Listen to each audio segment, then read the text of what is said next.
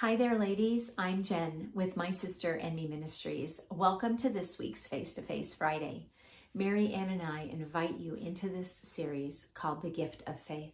We've been in it for several weeks now, and we hope that you've been able to keep up with us and check in with us every Friday to go a little deeper into Scripture.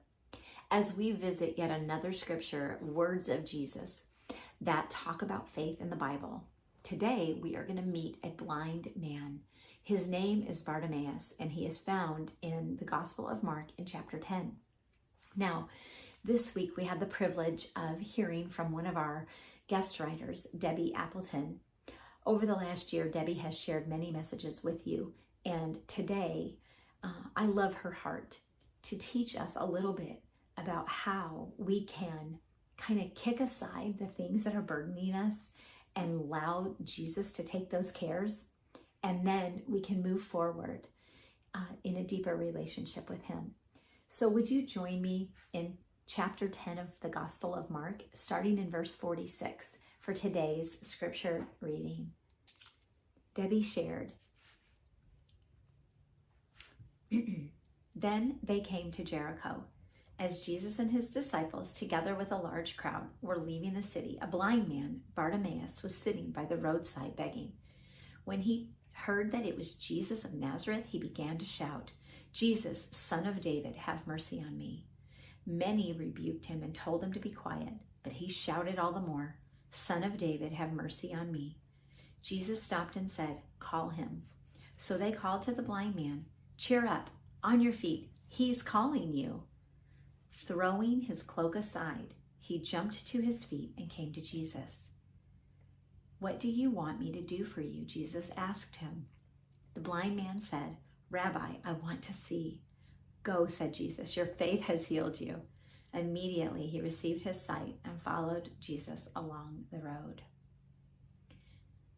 It's so amazing that Bartimaeus was persistent. He persevered through the rebuking of the others. He knew that Jesus was the Messiah. By calling him Son of David, that is a hint for us to know that he was a believer, that Jesus truly was who he said he was and could do what he said he could do. He probably had heard about the miracles that Jesus had been doing all along. And Bartimaeus, a blind man, all he had to do was hear that it was Jesus of Nazareth, and he was calling out. Now, why did the disciples and those around rebuke him? Maybe they thought that Jesus had better things to do, but that's not how Jesus felt. He said, call him. And as soon as Bartimaeus was told that, what was the first thing he did? Debbie shared this is one of the most monumental parts of the scripture. He threw off his cloak, jumped to his feet, and ran to him. Now, this cloak that he discarded, it probably would have identified him as a beggar. It probably would have been a dirty kind of a garment that had probably not been washed in days, maybe had even been laid in the dirt to collect the alms that others would give him in his begging so that he would have something to eat, something to go on in the next day. But for Jesus, Jesus saw a man who was calling out to him for help.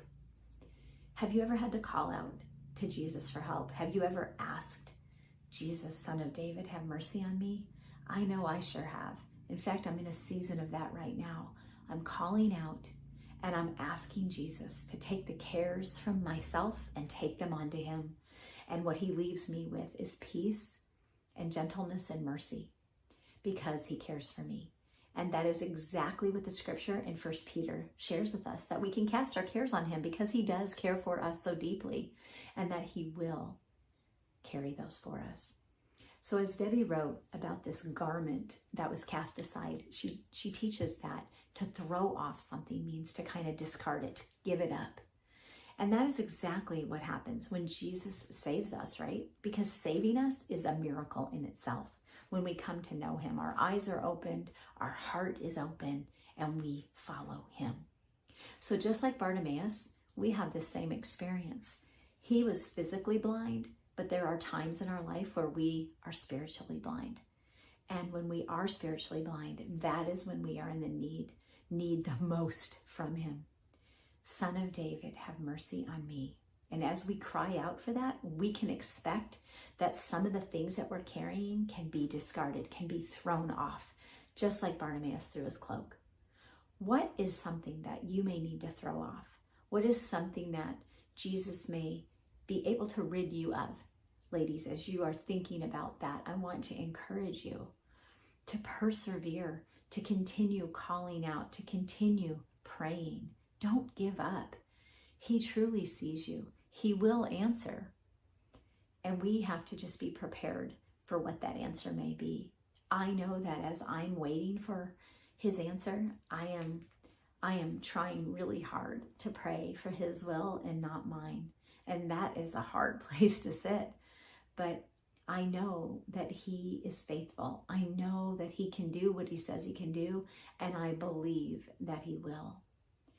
Will you join me today in strengthening your faith, in believing that Jesus truly does see you and care for you? I hope you can.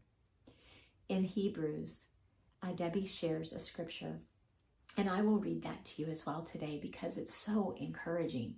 It's from Hebrews chapter 11, and it reads, Hebrews chapter 12, verses 1 through 2. Therefore, since we are surrounded by such a great cloud of witnesses, let us throw off everything that hinders and the sin that so easily entangles us, and let us run with perseverance the race marked out for us, fixing our eyes on Jesus, the pioneer and perfecter of faith. Again, Hebrews 12, verses 1 and 2. This cloud of witnesses of faith, you'll have to go look that up and read the rest to find out exactly what we mean by that. But those that have gone before us, those that have trusted God, have trusted and obeyed. That is what Bartimaeus was doing, and that is what Debbie is encouraging you to do today. Throw off what needs to be gone and take on Jesus. Follow him.